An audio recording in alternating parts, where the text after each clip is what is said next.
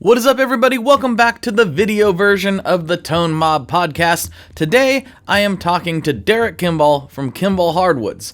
Now, this is a side of the industry that a lot of people do not think about, but is super crucial to the guitar industry as a whole. That is, the ethical sourcing and harvesting and supplying of wood for musical instruments. This is something that is not talked about at all, yet we all need. So Derek came on the show to talk about that side of the business, which is something that I think is vastly undercovered. He also reveals something that's going on up in the Pacific Northwest, just north of me a little ways, that I don't think anybody has ever talked about ever with regards to quilted maple. It's a lot of interesting stuff, it's a lot of new stuff, and it's a lot of just like one of those like secret things that doesn't need to be secret. So Derek is doing his best to help educate. I really appreciate him taking the time to come on. And if you like this kind of thing and you want to hear more of it and you want it beamed straight to your ears every single week, you can subscribe here on YouTube, or you can go wherever you get your audio podcasts. I'm publishing there every single Monday, and I have for almost a decade. So if you like this video, please like, comment, subscribe, all that good YouTube stuff. Without further ado, let's get into this episode with Derek from Kimball Hardwoods. Here we go.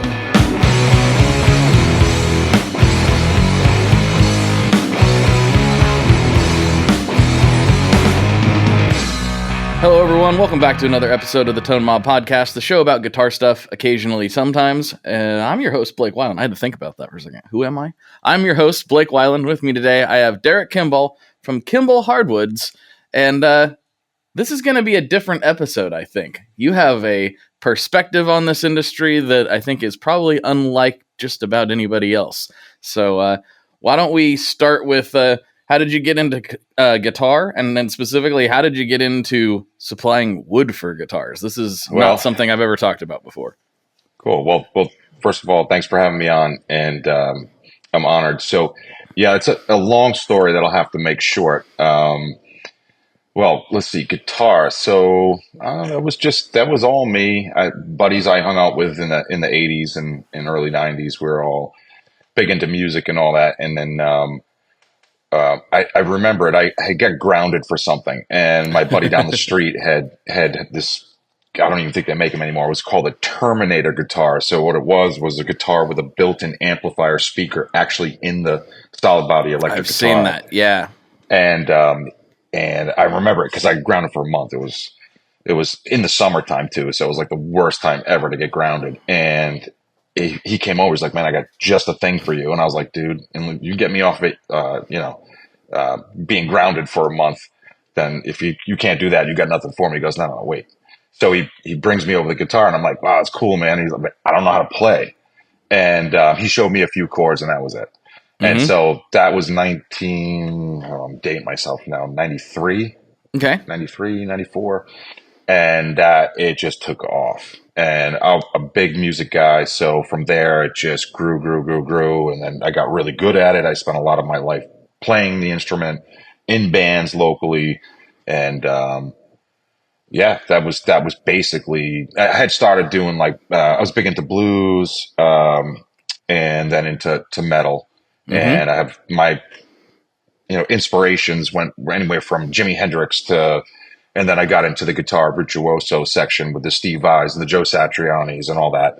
And then I got to the point where I could play like that, not as good as them, but I had some pretty good chops. And so I just stuck with it. I've been a music guy ever since.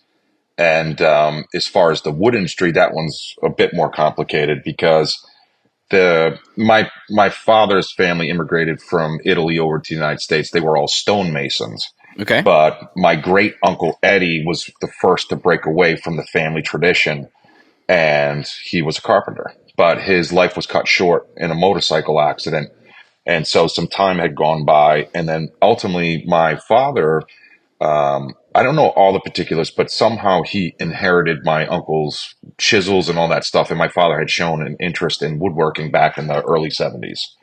Okay. And it took off. He is to this very day a master woodworker. I learned virtually everything from him. And actually, at one point, I think I was 17 or 18. We thought about going into business together, but I was too much of a punk, and he was still, we would go at each other over. It just wouldn't Mm-hmm. work. The timing wasn't right. I was too immature, and he was still too hoorah. So I actually went into food service, is where I got my business background. Ultimately ended up in sales. Still play guitar, still big into music, still in bands. And I learned, I grew up in it. So my dad was a general contractor, a carpenter. He did everything. So I grew up in a wood shop. We were always on the job site. So I saw a lot of stuff, watched him do a lot of stuff because it was really him. But I was around it, always around it. And then had a great career in food service, made good money, but was getting towards, it was about 20 years. And I got to the point where I had enough, and I had made good money, and I had always wanted to do my own business, but I wanted to incorporate my family. And I'll never forget the night I made the decision, because for 2 years, I stayed in food service and did the wood business to be sure that it would work. That sounds familiar. Yeah, if you could, I had two little girls in diapers. I was doing, oh man, I don't even know the number of hours I was doing just I'm one of those guys. I'm very passionate. And when I go for it, it's 120%. There's Mm-hmm. nothing less. And, it was a wild 2 years, but we ended up making it work. That traditional story where I started off literally started in my basement. And that was the slogan. We got to get Mm-hmm. out of the basement. And I made the decision, if I wasn't able to get out of the basement, then it wasn't going to work. Yeah. But a lot of support. My father's a woodworker to this day. He works with me. Obviously, other employees. Yeah, it's not a blur. It's just I haven't slept much, and I went to work and I never stopped. I'm still doing it, but we've changed so many times. Mm-hmm. New factory, rented and broke down the walls for 7 different units, and just expanded and expanded and expanded. And it's just really a testament to the people I have around me, the Lord. I mean, my passion. That's the key to this. Is that when I had first got into the business, I noticed that there weren't many that did it, and the few that I kind of, I guess you could call it mentorship, but they were very crotchety. They're very Mm-hmm. miserable. And I understand now why, because they let the stresses and the pressures and all those things get to them where it robbed them of their passion.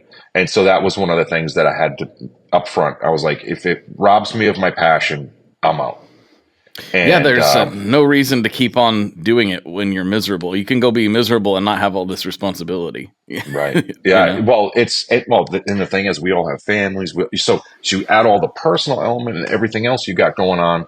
And then as you get bigger, you hire people. Now you got to deal with those challenges. And wow, at the end of the day, you're like, okay, I think that I made the right call. I'm still very passionate about this business. I still get just as excited seeing an amazing figured tree now as I did 9 years ago. Mm-hmm. And that's about when I started. Yeah. And it got real serious about 7 years ago. And then we just haven't looked back. So, but I still have amazing guitar collections. Unfortunately, one of the things that I'm probably bummed out about throughout this is I'm so busy that I don't get to play as much as I used to. And it really bums me out. But I have $100,000 custom guitar collection from Hey. custom builders all over. So when I make the decision to actually start playing again, I have quite the setup. Mm-hmm. Yes. So Yeah, that's a tale old as time. There's so many people that get into the guitar industry, or the music industry, because they love it and they love pretty much everybody. There's very, very few people that I've met that don't have a musical background that get into this. yeah, Weirdly, I have met a couple. I met a finance guy the other day, and I was like, "You don't play anything?" He's like, "Nope." I'm like, "Well, you should be in a different industry." yeah, But exactly. Right. Yeah, right. but that aside, it's weird how much it happens. You get into it because you love the instrument, and then you end up not playing nearly as much. Now, I'm pretty lucky in that part of my job is playing, so I Yeah. do get to play more than some of my friends. Yeah. But it's happened. I can't believe how many people I've talked to at this point. They're like, I love guitar, don't get to play it much these days because I'm I too know. busy working on the business. Yeah. It's a tale old as time, unfortunately. Yeah. No, it's all too familiar. And Hmm. the thing is, time flies. That I just turned 44, and it's like, wow, how'd we get here that fast? Okay. Hmm. So, and if I'm not careful, I'll be 64 saying the same thing. So I've made a commitment that in the next couple years, I'm going to not work 90 hours a week. Probably gonna Cut it shut all the down on. way down to 70. Yeah, well, you know what though? I told my wife, told my family. I mean, I'm an early riser, so getting up at 3 in the morning is not a big deal for me. I can get a lot done in normal business hours before and after. But I'll probably take Sundays off in the future. That's really be my day to just relax because at some point you just can't do it indefinitely. At some Hmm. point, something gives. Yeah, 100%. I super related to what you were talking about when you made the decision to go, and then for the next few years you did both.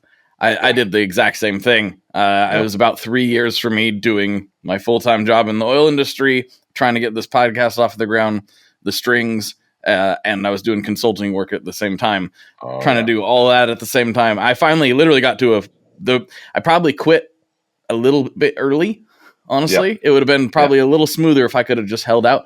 But I was 3 years of burning the candle at four different ends, and I yeah, physically just was like, I cannot do this anymore. I'm yeah. wiped. And Yeah, well, for me, yeah. it was same thing. We were getting to that point where it was basically affecting my. I had two little ones and diapers and all that, and a wife who Hmm. needed some help, who also had a job and was doing a lot of the stuff, and she could see it. She was like, "What are we doing?" And I was like, "I won't."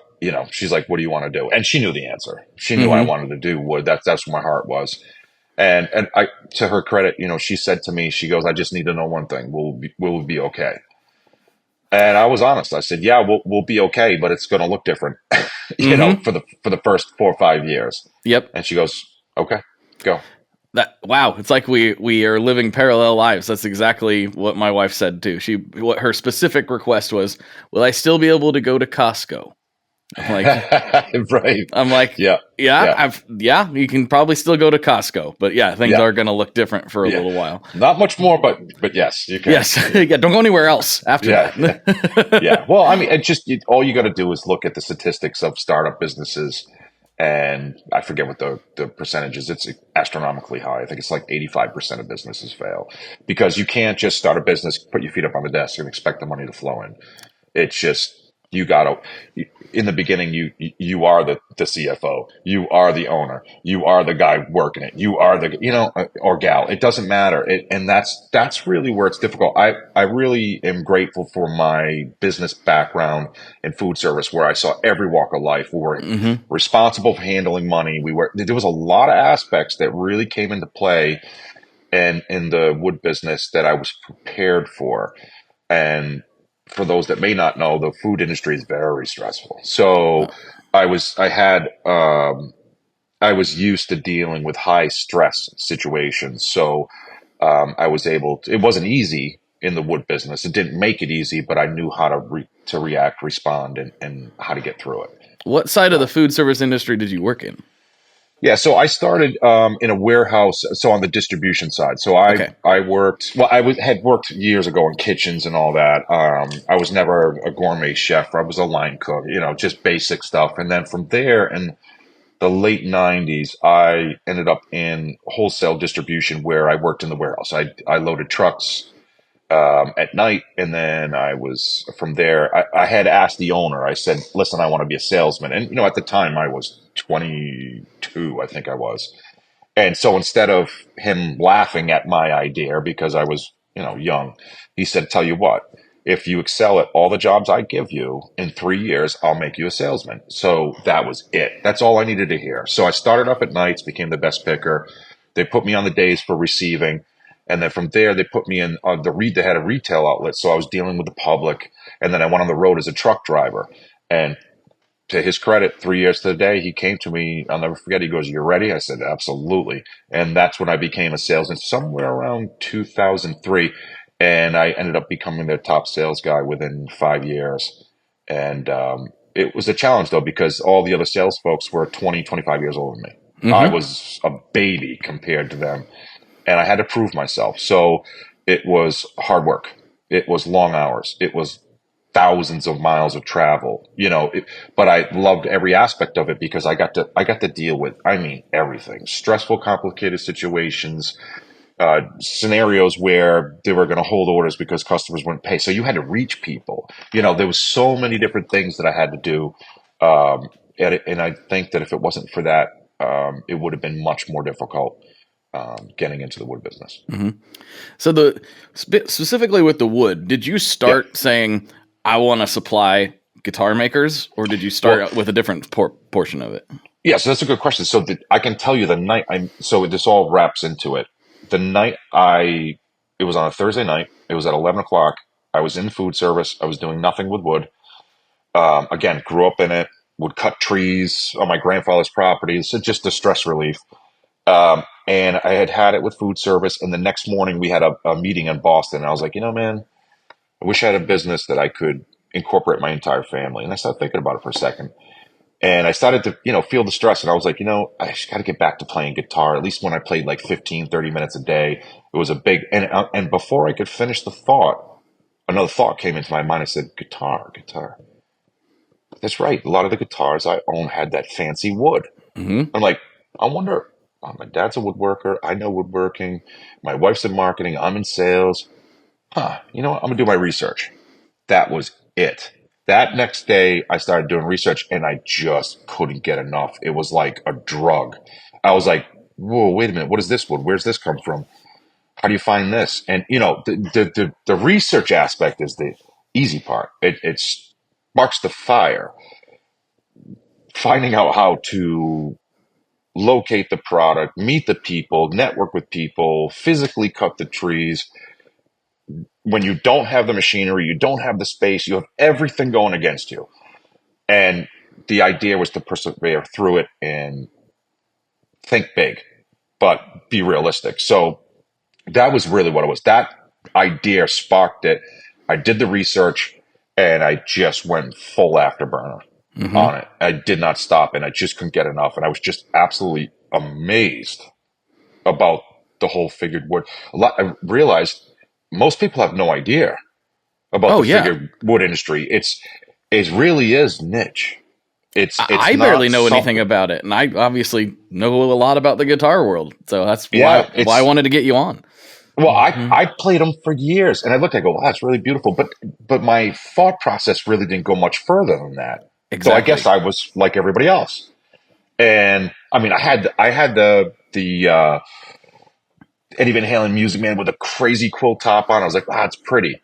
That was the term. To this day, people I still deal with, like my dad, and I think, oh, that's pretty. It's like, okay, no, that's 5A master grade, sometimes you lose people when you get too deep. But the idea is the passion is behind it all, and I just couldn't get enough. And then what I realized was this is really what hooked me was at the time I realized that the industry was controlled by a lot of older men who were resistant to the internet, who wanted to put minimal effort into selling their products. They'd take a photograph of something they found 30 years ago and they're like, trust me, it looks like it. We'll just send it to you. And I started reading these forums and people were getting really pissed. They were looking at stuff, they going, it looks nothing like what he said it was. It showed up in a newspaper. It looks like a Tyrannosaurus took a bite out of it. I don't know what this guy did. And it was common. I was like, no, it can't be like this. It was. Mm-hmm. And so what I realized that there was a vacuum, a void in the industry for someone who was fairly tech savvy, someone who could communicate. Remember, in this time, translation software started to get much better. Like a lot of things started to culminate at the same time. And again, it's a niche market. They're not too, you have guys who spent 30, 40, 50 years of their life getting to the top. I give them a lot of credit because back then that was word of mouth. That was newspapers. That was magazines. That was not the internet. That was not, so kudos to those guys. But what happened was they got tired. They got greedy, and a lot of things happened. And I saw an opportunity. And so I went for it. And it was the right call because there was a lot of that going on. Not everyone, but there was a lot. And I guess my business model was this. I looked at it like the old adage, treat someone like you want to be treated. I wanted, if I bought, and some of the stuff is not cheap. You can spend $200 on a single top. It's just a lamination. You still need the bodyboard, you need the neck blank, you need the fingerboard, you need the hardware, you need all these things. And before you know it, as a builder or even a buyer, you're into this thing for thousands of dollars. In just and wood. That's not finished. That's not right. So I thought of it like, why don't people care about the way they send products out? Why don't they? It's like almost like got your money, got you, thanks. And it's like no, that's not okay. So to this day, I still have standards that we will not budge. The way we package, the way we market it, it's actual photographs of the products that you receive. The packaging is very expensive, but it's okay because I get maybe 2 or 3 returns a year. There you go. 15,000 orders and items, and that's pretty good. That's pretty good. Yeah, and it's not an arrogant statement. It's just that we go the extra mile, is what I'm saying. Well, I mean, it kind of makes some sense, right? Even in the the guitar like pedal market, which is something I'm really familiar with. That most people there's kind of a way that you package a pedal now that so it arrives safely. And there like once in a while somebody doesn't do that, and usually they're durable enough that it doesn't matter. But still, there's like kind of a standardized format. But when somebody goes above and beyond that, which some people do, people notice. Yeah, for sure. And the thing I noticed about the pedal market is I'm so removed. I go back to the Boss days, Stomp Box, and all that stuff, and I look at stuff now, and I'm like, holy crap! Some of these pedals are very expensive. I'm just kind of out of touch. So to your point, you spend $600,000, $700,000, $800,000, $900,000. You want it to show up in good shape, right? You expect certain things, right? Yeah. You don't deserve it. Yeah, you do. I mean, well, they're the biggest company in the world, but like, you don't buy an Apple computer and have it show up wrapped in newspaper. Right. It shows up in like some of the best packaging you've ever seen, right? Right. And it's because you're spending money on a premium product. It's not just the presentation, although that's important too, but it needs to arrive safely as to the degree that it's possible. I think one of the things that always stuck with me that I had learned in food service was quality always won. Quality always won. There's always somebody looking for a deal. I understand it. But quality always wins. But along with that quality comes you got to provide the service, and in this case, packaging and the overall. You can't just take somebody's money and forget about them. Right. Well, yeah. So. That's unfortunately that part is fairly common in the guitar market, and I think it's. I actually don't necessarily put the blame 100% on even I know it's their fault, but I think like we were talking about earlier, people get into this business because they love music and they love guitar. And so many people accidentally find themselves with a business, which sounds crazy for somebody like you or me that was very intentional about it. But a lot of people have accidentally found themselves with a business, and they're like, I just wanted to make guitars, or I didn't want to learn how to do accounting. I didn't want to learn all this other stuff. I just wanted to make guitars. Right. And so those are the people, oftentimes, if they don't get serious about it, that do fall behind. All of a sudden, it's been 6 months since you heard from them, and hey, I gave you a deposit on this guitar. Where's it at? Yada. There's a lot of that right now in the industry. I, for the sake of not naming names, as of late, I have heard, because remember, I'm dealing with thousands. I have 4,000 returning customers on a yearly basis. Oh, some of the stuff that's going on, I just kind of shocked. I was like, wow, okay. I didn't realize to what degree that was taking place and how much time transpires and money changed hands, but yet there's no progress. And it's like, whoa. It's fortunately like not. I've never gotten fully stiffed on something, but I've definitely been through that before. Yeah. And it's frustrating as a customer. You're like, I spent quite a bit of money on this, and I did it with the intention of supporting a smaller company. Right. I did it because I wanted to support this side of the industry, and here I am wishing I would have went with an ESP or something. you know. Yeah. Well, so to your point, I will say this.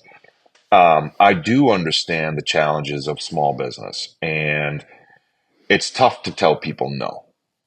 Right. But if you're in over your head, meaning that it's great to get the opportunity, but you have to be careful, because if you never say no, and all of a sudden all you really can produce is 5 good instruments a year, and you've got orders for 20, maybe it's time to let people know that. And especially if you start taking people's money for deposits and all that, you want to be just straight up front with everyone. I mean, realistically, it's an open dialogue, and it's just being honest with people. And it's tough to turn money away. It's just, that's a human nature, right? You want this to work, but this day and age, everything's so expensive. So you have to be careful. You start taking people's money, you have to deliver on that promise. That's all I have to say about that. Yep. Oh, and I think a huge amount of leeway is given with communication. And that's the other side. That's the part I don't actually understand. I'll give them the benefit of the doubt with, like, they're not intentionally, most of them aren't intentionally taking money with no intent to deliver. They just, it happens because they don't know what they're doing on the business side oftentimes. Right. But what's unforgivable to me in this day and age is when somebody's like, "Oh, I haven't heard from the guy in 6 months," and it's that's not 6 okay. months. How about 2 years? I've heard 2 years. so many stories, and it's like zero communication in 2 years. No, that's unacceptable. Sorry. Yeah, that's not okay. No, it's, if you don't have their money, you don't owe them anything. But if you have $1 of theirs, you owe them some information, I think. Yeah, and I understand from the builders. So now let me flip that coin around a little bit. If you're a builder and you're building, you do need to take a deposit. You want to make sure the customer has a vested interest. There's nothing worse than spending hours and hours and hours on a custom build only to have someone back out on you. Absolutely. Right? Absolutely. Other than a legitimate reason, and those do happen. There's a death in the family, someone fell on hard financial times. Makes sense. But you do want somebody to have a vested interest, but that doesn't mean the full price of the guitar. No. It means literally a deposit. And so that's where there's a trade for sure. So segueing into something that's maybe a little more what people would be tuning in for this particular episode. Sure. And I know I'm you're the perfect guy to talk to about this. Okay. But it's also very controversial. Yeah. TONEWOOD, quote unquote. TONEWOOD. Yes. What is your take on the TONEWOOD debate? And then I'll give you what mine is as a non-wood person. So you're talking you want to talk about specific woods, or you want me to just give a generalization? Kind of like, so a lot, probably more of a generalization, because a lot of people will say it doesn't matter. And some people think it matters a lot more than maybe it does. So what's your take on it? Yeah, so tone is the parent term. But this amazing day and age, after 70-ish years of learning how not to do things, we've learned a lot what encompasses tone. So I'll speak to the wood aspect of it, and obviously I'm sure you've touched on the whole pickups and the strings you use, to the fret wire, to everything, to the truss rods, to the everything, the transference of sound and vibration, the way it's picked up, received, and then all plays a role. Absolutely everything. But as far as wood is concerned, for sure, there is a difference. All right, so let's rewind the clock back to the Leo Fender days and the Les Paul Gibson days, the gilded age of what became the guitar wars. I wish I lived in that time.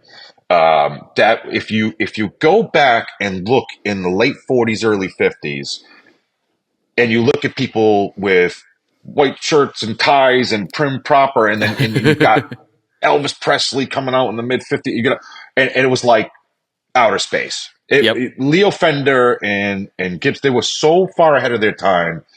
And but one of the many things that Leo Fender understood was, other than the balance of a guitar, which turns out to be very difficult to achieve, he understood tonality, and he understood the aesthetic aspect of it. The whole package. It's got to feel right, it's got to look right, and it's got to sound awesome. Those are not synonymous. Like, those generally don't come together very easily. You have to make it happen. So he chose Swamp Ash, and I think some years there was Alder for sure. which is definitely that brighter. It's for sure.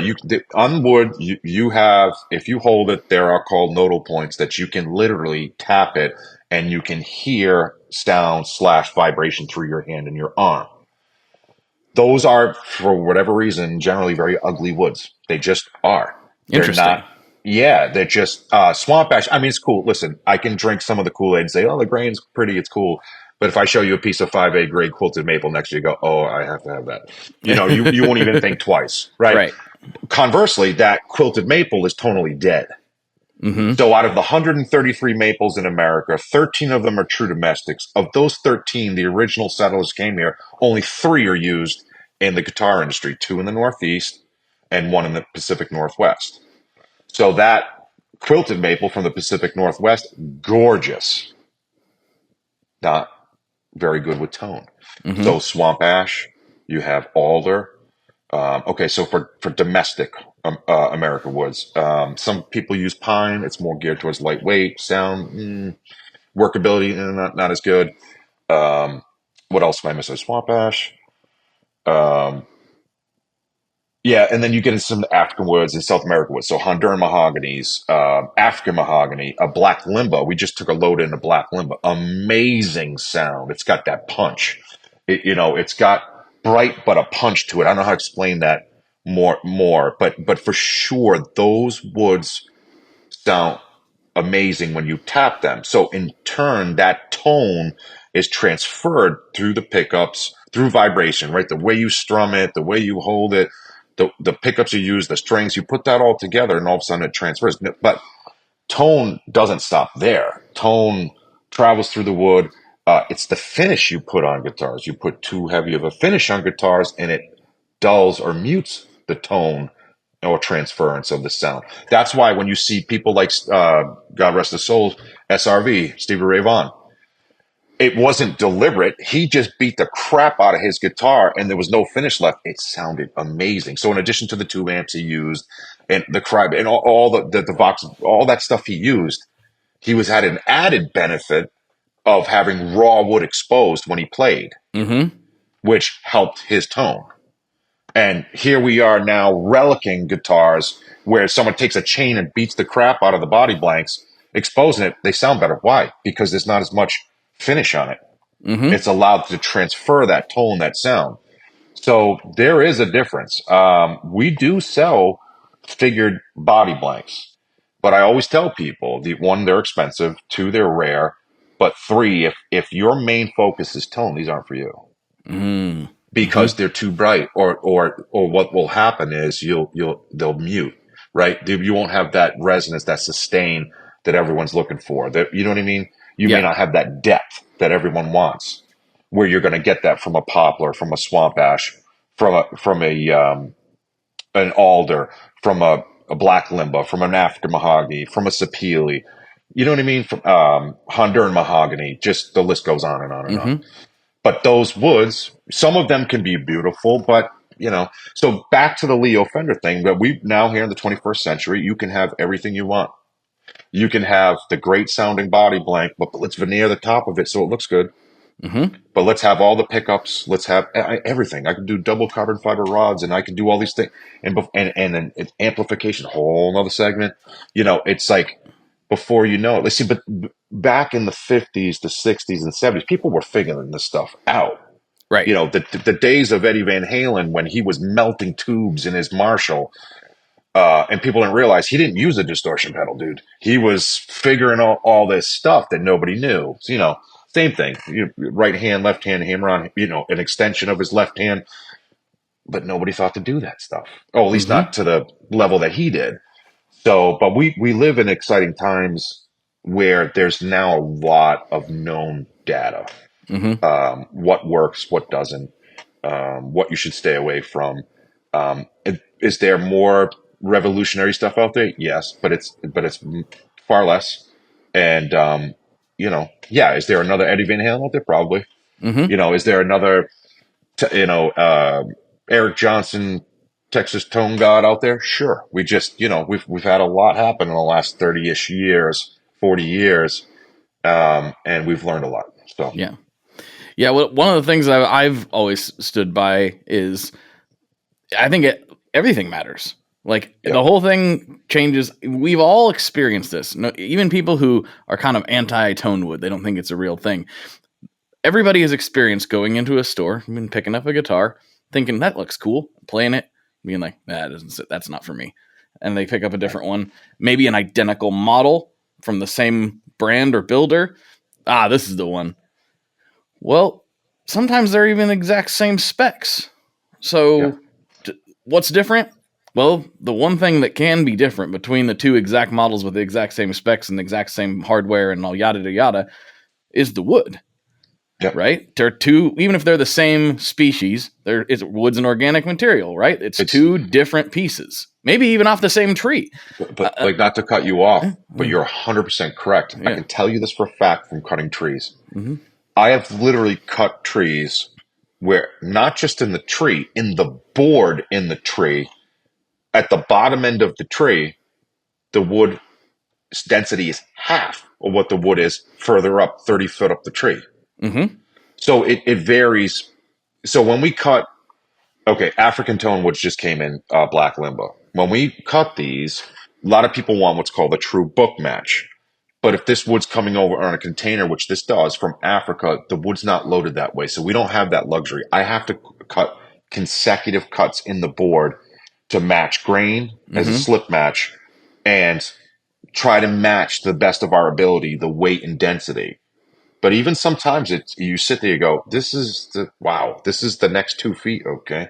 Like I've literally Right. rejected stuff because I'm like, it's not going to work, man. They're going to have a top heavy piece. And I'll literally take that. We actually have a palette where I call them odd because it's like, it doesn't resemble anything else in the board, you know? And I don't want to do that to a gal who's playing.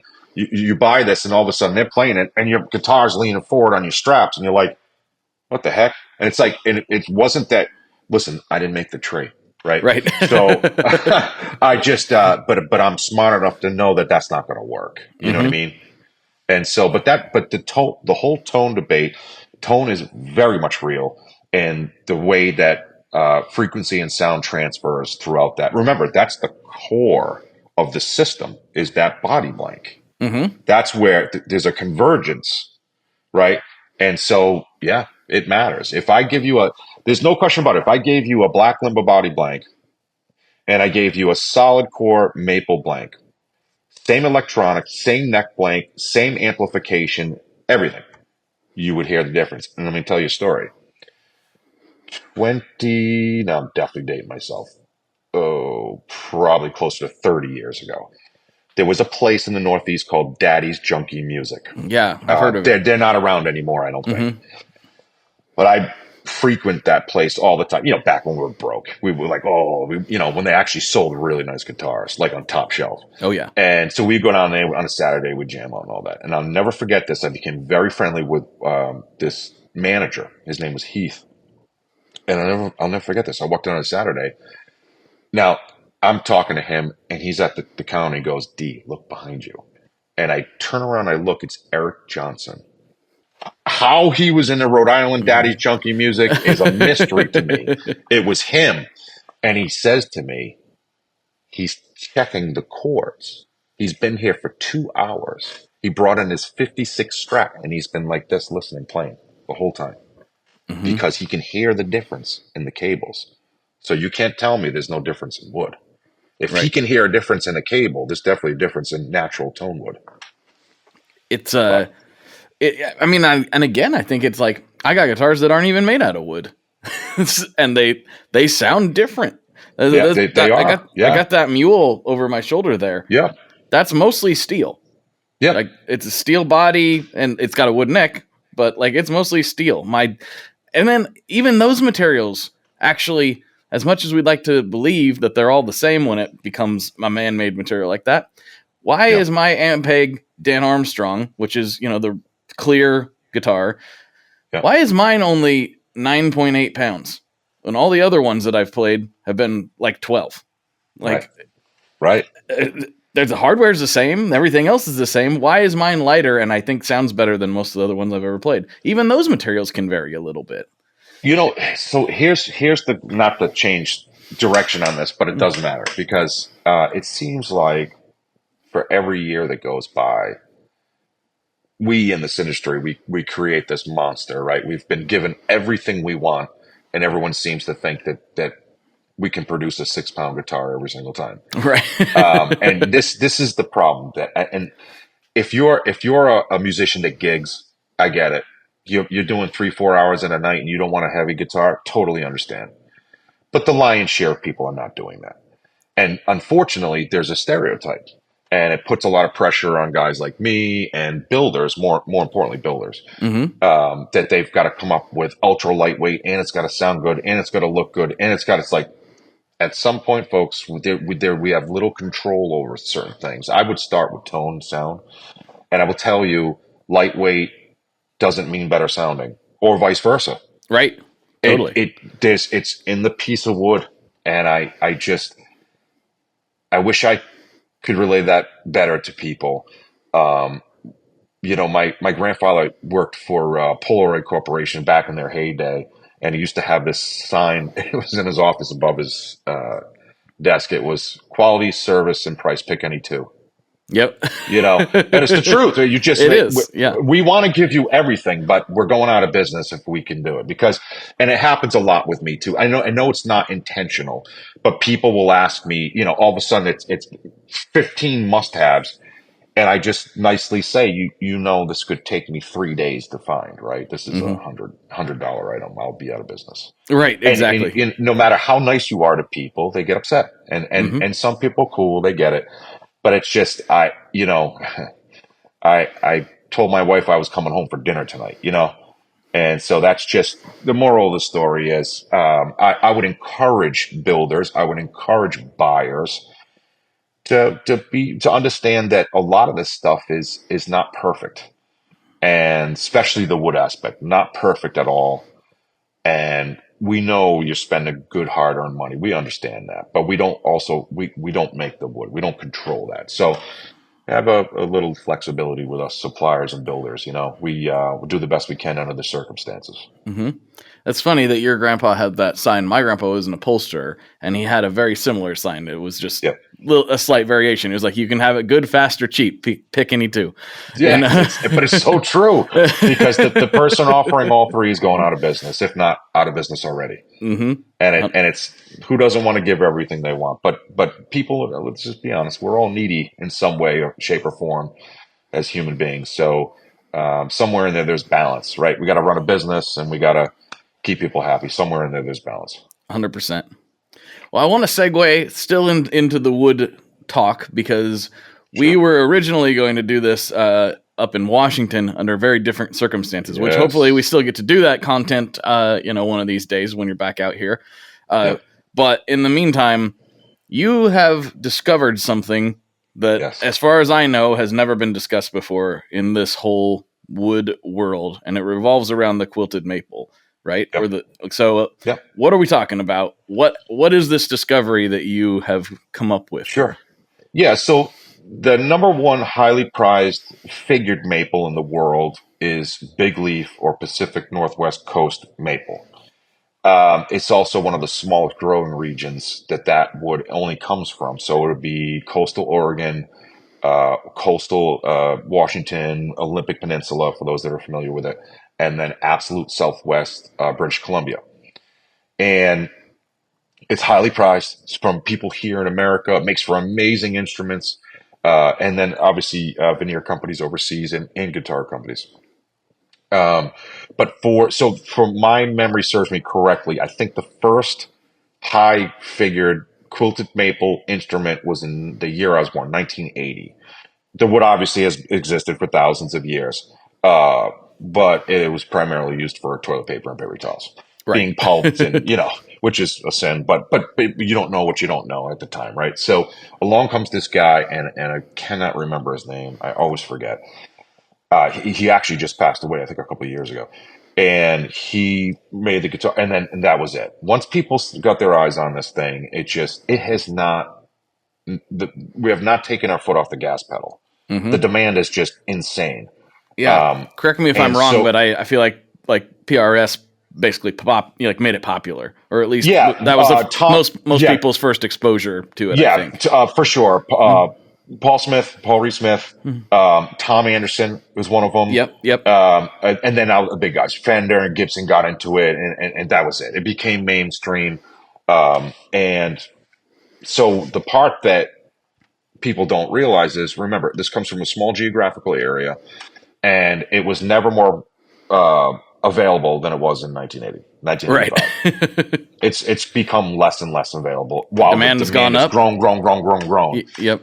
And it's crazy. I live in that world, so I've learned a lot of things. But what we know so far has really been the same. Because we always get asked, what causes this figure pattern? But that's a great question.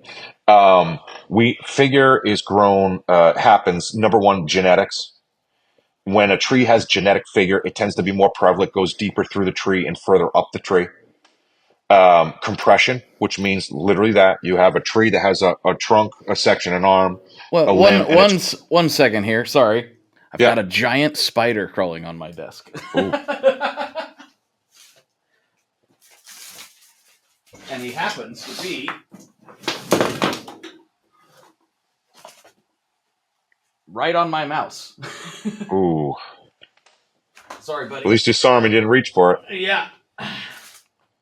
All right. This has happened before on the podcast because this is literally recorded in my shed in my backyard. Right. First time I've actually been able to get him, though. There you go. Nice. Okay, so the things that make it happen. Sorry about that. So for the last 45 years, what we understand about quilted maple is that number one is genetics, but that's a loaded term. We don't. I've personally been out to the West Coast in Washington State. We'll find a patch of trees, and we find the parent tree loaded with figure, and in that surrounding area, we know that those are saplings from that parent tree, and two will have figure, none the others won't. So it's like, okay, what causes that? And then we go into an area where the parent tree has no figure, but the saplings do. So genetics is still a very broad, vague category, but we know it plays a role. Mm-hmm. And right now, I think Pacific Rim ToneWoods is doing a 100 maple, I forget what they call it, 100 maples program. They're looking more into the curly maple aspect. I'm more intrigued with quilt because it's so radical. And but anyway, so genetics and compression is when you have a limb, it's crushing. On a tree, you always have a compression and a tension side. The compression, literally, think of compression as crushing. So when you crush the wood's grain, you get a disruption of the wood grain in turn called figure, but it's isolated, it's small. Mm-hmm. We know weather conditions, so wind, rain, soil conditions. We know this all, drought. We know too much rain, not enough rain. These all play roles. But since that was discovered and determined a while ago, not much has changed. There's still an aspect of it we don't understand. So I had gone out and met a landowner months ago, and when I went and scouted his land, for your viewers so they understand, it's not uncommon to scout a piece of property, look at 50, 60 trees, and find absolutely no figure. It's usually very labor intensive, and it's not very rewarding. Honestly, Mm-hmm. that's what it is. I've Right. literally spent days and going, okay, I'm gonna get on a plane, go home now. It's just that happens. So when I meet this guy, he has a very unique parcel of land. It's basically in the foothills leading up to the mountains, and it peaks at about 2,500 feet in elevation. I was floored because one in every three trees had some type of quilting pattern in it. And I was like, wow, I've never seen this. This is very intriguing. So I said to him, and he's a land clearer by trade. So that's the guy you want to ask because he's moving earth and soil and trees and he's cutting and doing all that. So if he's going to see something out of the ordinary, that's the guy that's going to see it. And I asked him, and his name's Justin. I said, Justice, what do you think the cause is? And he said, he goes, I'm not totally sure. He goes, but I think it has something to do with the soil. And I said, the soil, huh? I said, well, what do you mean? And he said, well, he goes, for some reason, he goes, in this area, we have a particular clay. He goes, that's all I know. He goes, but I don't find that everywhere else. I'm like, okay, cool. We do the deal. We get the logs. The wood's great and all that. Leave. And now I come back again months later, do another load. The first day I am out there. Now, for the viewers, and I'm kind of repeating myself from my original video. in Washington, particularly in the Olympic Peninsula, it rains a tremendous amount. Mm-hmm. And about 10 months out of the year, it's pretty wet. Like you can't do a lot of this stuff, but you get your equipment stuck in there. But in July and August, you get a reprieve if it's a good year. And I went out at the very beginning of August, and it was very dry, warm, dry, and all that runoff exposed this clay as we were going up into this ravine valley. And I didn't even catch it. He did, because now it's on his mind. He's looking. He looks down. He's like, D, look at this. And I looked down. And it took me about 5 seconds to realize that I wasn't dreaming. And I'm looking at clay that is perfectly quilted like the wood I sell. Except Weird. there's no tree in sight. Dude, I don't have an answer. It's the first time I've ever seen anything like this in my life. And I can't make sense of it. I know what I'm seeing. And I'm like, this is new. This is this is telling us something that we don't know. How is this possible? The trees all in that valley, every single one of them had high grade quilted figure. That's crazy. Every single one. How many trees are we talking? Well, that we cut down, because if it's selective, we don't just plow trees down. Sure. You try to guess, right? No. But there are people that do that. We don't. No, Mm-hmm. we don't do that. So Yeah. we took nine trees Wow. out in a selected area, every single one. And That's there were crazy. others that had more, but we decided no. It's just what. And the part that people need to understand too, and just a side note, because a lot of people think we just go in and pillage land. We don't do that. With big leaf maple out in the Olympic Peninsula, it's basically almost like a weed. If you cut one tree in that forest and open up that canopy and the sunlight hits the floor, Another one's coming. Yeah. five grow in Mhm. that one's place. And they grow from mini sapling to 100-foot tree in 40 to 50 years. Crazy. So for all those naysayers and people think that we're evil, and no. It's not. What we do does not even register in when it comes to land clearing and stuff like that. So, anyways, back to the clay. Mm-hmm. I have an update. I don't think it's the clay that causes the quilting, and I don't think it's the trees that cause the clay to quilt. I think it's frequency. I think it lies on the Cascadia Fault or close to. Okay. Nowhere else. So that goes all the way down to the San Andreas. Mm-hmm. But the weather conditions are not conducive for those trees to grow. Hot, dry, desert. Nope. Not until you get into Northern California, Oregon, and Washington, where you start to see that forest wet climate. And it's relatively close to Cascade. So that being said, it makes sense. I started looking at seismatics, which is whenever you see that video where they put sand on this vibrating plate, Mm-hmm. and then they change the frequency, what happens? It changes shapes. It has to be frequency. Mm-hmm. But we're going to send that all out to be tested. And I brought it back here in the East because I didn't want any bias. But we're going to send it out here, and then we're gonna go check out the fault and the frequencies, because I'm leaning more towards that. Mm-hmm. Because I don't have any other explanation. But we want to take the scientific method where we cross all our T's, dot all our I's, and say, okay, listen, we need to get the clay tested, make sure I'm not missing anything. Like this doesn't have 100 parts more sulfur in it than, that causes the quilt, so we don't miss anything. But Mm-hmm. but in the world of figured wood, this is a big discovery, because prior to that, it was just finger pointing and guessing, and it had been stale for 40 years. It's interesting to think that it's hypothetically possible. I mean, already you've sort of isolated a very specific area Yep. where, normally you're hunting for this stuff, right? You're going out and looking for it. If it becomes that common in this area, it's hypothetically possible that you could start seeding it, right? Like Yes. you could start actually Yes. planning your harvest out a little bit more. Yeah, farms. You can Yeah. farm it. Yeah, absolutely. That's Plantation. So I think, well, of course, this is me just speaking out loud. there's still some genetic aspects, but if there's a particular, so what would have to happen is you'd have to set up sensors all in an area where you know this stuff grows, and in an area not far away where it isn't as prevalent. Mm-hmm. You want to measure frequencies and the consistency or inconsistency of those frequencies. That's the science we need, and frequency can be changed. You can Yes. add, you know what I mean. So this is something that man can manipulate. Of course, we do a really good job at that as human beings.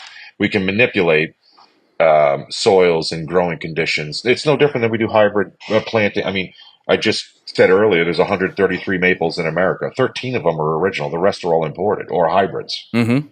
So we've been doing crazy stuff like this for years. Walnuts, grafting walnut trees, and it's just crazy. Yeah. So that would be great because poaching is a real issue, and I won't take too much time on this topic, but it's something that needs to be talked about because the instrument world gets bad press when it comes to quilted maple and poaching. For sure, there's a methamphetamine problem and there's a poaching problem. There's no question about it. But however, the media likes to focus on the handful of incidents where that's not the case with everything that goes out. So I wanted to clear the air on that. It's the process to acquire this wood legally is very difficult. Okay. Mm-hmm. And so if you're not a company like Kimball Hardwoods who has vast resources, connections, and the funds to do this, they make it very challenging for John Q. Citizen who lives out in the area. Listen, the bylaws are insane. They basically encourage theft, I guess, for a lack of a better term, Because they where make it so hard. it's to the point where people are like, there's no way I'm going to be able to do this. And then on top of it, there's also issues in certain counties which will, remain nameless, where the sheriff's office is also involved in some less than honorable dealings. Mm-hmm. So this is not just some guy on meth. It's ingrained in the local culture, and yeah, there's bad actors anywhere where there's money to be made. There's always some shenanigans, taking place. Of But course. we buy it; everything's permitted. We go direct with the landowners. We a lot of times we'll cut the wood ourselves or help, and that's how we do it. But there's a lot of people. If I had to take a guess, maybe 30% or more of the wood is not permitted. So by technically it's stolen, but that's not true. It's not like when your neighbor's property and cut it down. It just means you didn't pull permits. Right. But you could have cut it on your own land. So, but that stuff. The problem with the unpermitted or even stolen wood is it makes it on the platforms like eBay and Etsy and Reverb and all these places. And so there's very little cost involved in cutting a tree down as long as you know someone who can sell it online. So what that does is that drive the demand's through the roof and it drives the cost of the product down. It's unrealistic. So it Mm-hmm. hurts guys like me or companies like Kimball Hardwoods who are paying. I'm paying full everything, you name it. Paying for bulldozers, I'm paying for flights, hotels, I'm paying for you name it. There's not much I'm not paying for to get this wood back. The risk is enormous, and the cost is much greater than someone who lives out there local and finds a tree, cuts it down, and doesn't pull permits. Mm-hmm. There's not much I can do about that, but I can tell you we do it the right way. We have a kiln here. We can certify the wood, and we have a great relationship with the USDA. So if you buy from us, we do it the right way. And that is not even something that like fully crosses most players' mind, is the fact that some of this wood can be illegally harvested Yeah.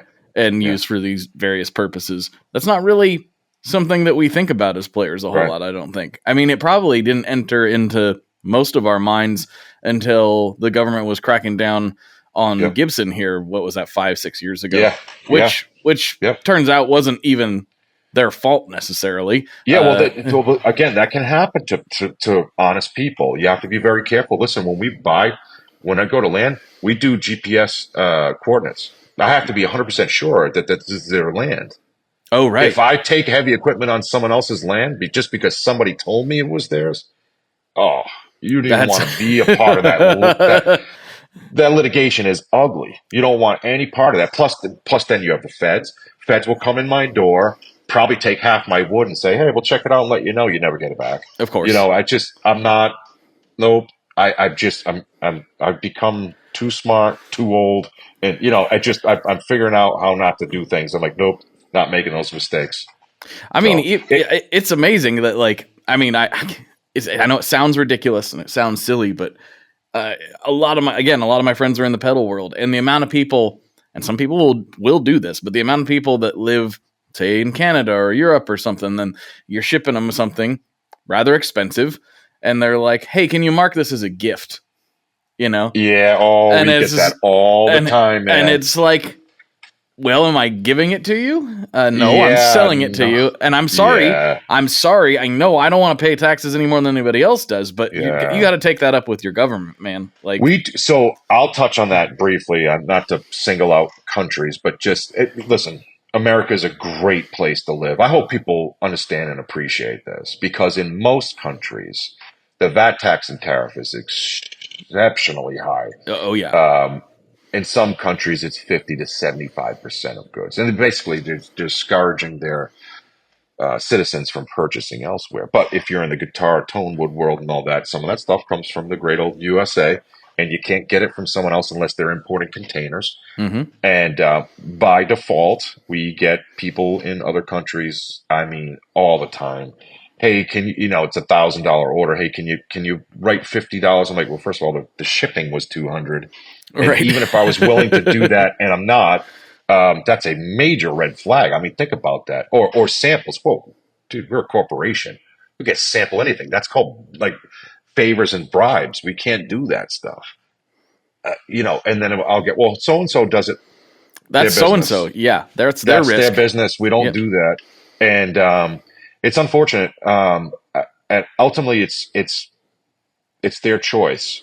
And yeah, sure, we've lost some opportunity, but I sleep good at night. We're not aiding and abetting defrauding governments. That's listen. We have enough legitimate stresses in our life. We don't need Right. any of that. So, No, it's but it's and I understand the perspective. Like, I get it. I'm not even being like, how dare you ask? But at the same time, you got to think about what you're actually asking for. yeah, yeah. You're It's shocked how much we get asked. It's like, mhm. wow, okay. I know where we're going. As soon as I know where we're going with that conversation. I'm like, nope, Yeah, we don't do it. yeah. It's just like, no, no, no, no. Well, because then the thing is, then it jeopardizes your. Yeah, are you probably going to get extradited to wherever and stand in front of the probably No, but probably not. But are you no, gonna will it limit your ability to do business in that country ever again? Yep. yeah, yeah, for So sure. Yep. yeah, the answer is no. Yeah, Um, for a long time, from what I understand, before my time, it was fairly common practice in the wood parts industry, and I'm sure there are those that still do it. But I made a decision early on. I was like, no, no, I don't think so. nope, I nope. think we're good. Yeah. So, but Yeah. anyways, Well, let's see. We have approached. We're actually right at the hour mark here, and I've perfect. got the couple classic questions I like to wrap these up with. I ask everybody these questions, but before I do, I like to give the guests a chance to take the stage. You're talking to a few thousand people right now. You can plug anything you want to plug. You can shout out anybody you want to shout out. Say hi to your aunt. Whatever you want to do. The floor is yours. Oh, the floor is mine. Yep. I don't put me on the spot. No, no, just I just love the opportunity for. I guess what I want people to know is it's not always about the money. Mm-hmm. Do we need it to survive? For sure, there's no question. Part of what drives me is the ability to help educate. The more people I reach, the more people I can educate. Honestly, that's half of it for me. One of the main reasons I got into this in the first place is I realized there was a major lack of knowledge. Mm-hmm. There are people that were just, whether they're being misled and not getting the right information, um, either deliberate or accidentally. But I want to keep this alive in the natural figured wood world, tone wood world. It seems like the younger generations aren't engaging as much. And so I feel it's a responsibility being at the tail end of the Generation X generation is that we have to pass that knowledge on. And I get a lot of heat for this from my contemporaries. Like people, oh, you're giving up trade secrets. And no, I'm not giving up too many trade secrets. I want people to become educated. I want people to be excited. I want people to pick up instruments, whether they buy from me or anyone else. It doesn't matter. I want people. We need to pass this on because if not, it'll all be lost. Mm-hmm. So, 100%. and we need more people that are willing to do that. It seems like there's a shortage of people like yourself, like me, that actually care about people. You know, and want to see this industry not only thrive but grow Mm-hmm. because there's you know, we're now a convenience based race where people it's becoming easy to not have to try hard. Unfortunately, I have to say it. And what we're asking people to do is maybe get a little bit more involved than they probably would like. But I can assure people that if you make the effort, you might spark a passion you didn't realize you had. Mm-hmm. And it's really important that people, I think, at least try. And I'm a figured wood guy. So if you guys don't know anything about figured wood, I urge you all you can check our company out, KimballHardwoods.com. And we've got a YouTube channel. We've got Instagram, Facebook, all that stuff. And I do educational videos. So if you guys want to take this further and want to know more, we have all that stuff right on our website. Scroll down, we have the YouTube videos and all that. So if not for anything, at least give yourself a free education. So for the listeners, wherever the words are, wherever you're listening to this, the show notes, the description on YouTube, whatever, the link to his website will be down there. So you can just click it and it's easy to find. There you go. And you can get all that stuff. All right. Final questions. First one. What is your favorite Boss pedal? I'm just a regular distortion. What was the distortion? There was a few different ones. It wasn't insane. Oh God, it's been so long. DS1, orange one? No, it was black. It was black. Black. So it would have been like it had you had the knob on the side. So you had your stomp box and you had the knob on the side, which will allow you to gain it even higher. What the heck was that one? Oh God, I can't remember. I've seen a lot of modded Boss pedals. This is 25 years ago. So this is not when they first came out, but it wasn't long after. What the heck was that one? Not super distortion. I don't know. I call it super distortion, but I don't think it was. It was like insane distortion. Was it a metal zone or an HM2 maybe? It was a metal zone. Metal zone? Okay. All right. Yeah. All right. And it had a knob where you could tweak it even more. I forgot it. It's at least 25 years ago. Yeah, they got the concentric pots on those. So they got the outside knob and the inside knob. And so you can adjust different levels of the EQ, and it gets a gnarly rap. But that pedal's actually insanely cool. If you know, it is cool. I found that if you weren't careful, it caused you to feedback pretty quick. Oh yes, absolutely. Yeah. Yep. I've actually got a murdered out one right here. Cool. So yeah. Yeah. Yep. All right. Final question. What is your favorite kind of pizza? Oh, well, I'm in the Northeast. We have some pretty good pizza. You do? I'm a meat and potatoes guy. I love meat lovers. Destroys my stomach, but I love it. That's sausage, pepperoni, bacon. I'm not a hot capicola guy. Oh, interesting. Okay. Yeah, I don't know. It's going to sound weird. It tastes like wet dog smells. It's weird. I like it. Maybe I like wet dogs. I don't know. I don't know. Well, yeah. Well, remember, I spent most of my life in food service, so I ate more Italian grinders. I mean, we were doing cheesecake bites at 9 a.m.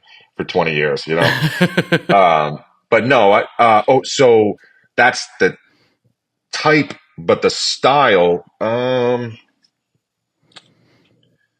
Neapolitan style pizza. Yeah, like a good old Italian classic style. Yep. Yeah. Yeah, and we have them all here. Anyway, from the fried crust to the thin crust to the brick oven it's pretty cool. This is kind of not where it first began, but it was shortly thereafter, quite a bit. Yeah, I love that style of pizza. It was a place in town here that opened up like 15 years ago and introduced it to me. At that point, I was thinking pizza's pizza. And no. I was a big difference. I was so wrong, and I've become so nerdy about it since that place opened. Well, it's Yeah. like it took us to leave, me and my wife, and go somewhere else to realize how good we have it. Oh yeah, you You guys go, have it oh, this really is good. pizza? No, this is No, not pizza. no, no, no, no. Yeah. So We're actually actually, making a. coincidentally, I got sick on pizza and took my family to the Bahamas last year, Well, you got and sick on everyone was. pizza. Oh yeah, I got definitely ill. I stayed at the Atlanta. Well, I shouldn't say the name. I don't want to give them any bad PR. But anyways, I stayed at a very well known resort, and um, everyone was raving about this pizza place. But it was funny. The New Yorkers were all complaining, and I'm like, uh-oh. And I was like, all right, fine. And Hmm. I had a pepperoni, and it didn't taste right. It had a weird, funny taste to Mm-hmm. it. Oh man! And I was the only one that ate the pepperoni. Everyone else in my family was fine, dude. Oh, I'll spare everyone the details. There was So something we have wrong. good pizza in the Northeast, and I'll leave that there. There was a. Told this story before, and they're out of business. But there was a pizza place that was at the time the only place that would deliver to my workplace, and I wasn't allowed to leave my workplace once I got I there don't know. because of the type of Yeah, job it was. So sometimes when you needed food in the middle of the night, or at the end of the day, it was like it's the only place. it's the only place, and it was horrible. And it wasn't just because I have bad memories and no, that place sucked. And I Yeah, got to the point where I'd order their pizza, shave all the toppings off the top, throw the crust in the garbage can, and just eat the sausage and stuff because the crust was awful. It was yeah, so bad. So yeah. not all pizza is created equal. I'm sorry, No, it's no, not. no, no, no, no, no, Yeah, no. We went into full. We used to do.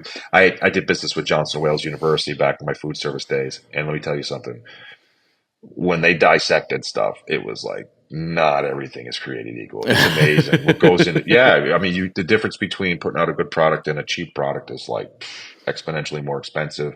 Plus, there's a secret recipe aspect of it that nobody wants to share with you. So it really is. I mean, there's places here in the state of Rhode Island where I'm at have won best pizza in the state. Have had sauce recipes under lock and key for 60 years. I believe it. Yeah. And third generation later, and there are still family members that do not know. Wow. Well, even family members don't know. Yeah, yeah. Oh Wow. no, only a few. Only a few. Mm-hmm. Next of kin. Wow. Yep. I gotta get up there. Yeah. Yeah. I've never been to Rhode Island. I need to fix Yeah. that. Small but Mm. mighty little state. Over 1 million people. Maybe a little standoffish, but they're good people. You get stuck on the side of the road, something happens. Don't worry, they'll go to war with you. All right. Nice. You Nice. know, they'll tell you how they feel, but they'll help you. Right. I You like know. that. Yeah. I like that a lot. All right, Derek. Well, you want to slide over to Patreon, see what kind of shenanigans we can get into over there? Sure. All right. For Derek, this is Blake, and as always, folks, good luck and good tones. Alrighty, folks, there we have it. There's another episode in the can. Thank you so much for hanging out with me this week. If you like this video, do all the YouTubey things, like, comment, subscribe, all that good stuff. And if you need more conversation with Derek and I, you can go over to Patreon, where for just $5 a month, you can get extra episodes beamed right to your ears every single week, and you help keep this whole thing going. I really appreciate everybody who does that. Make sure you check out Derek's website. It's down there in the description. And thank you again for spending time with me. I appreciate you very much. It really, really, truly means the world. And again, like and subscribe, all that good YouTube stuff. All right, folks, I'll talk to you on the internet very soon. Bye-bye.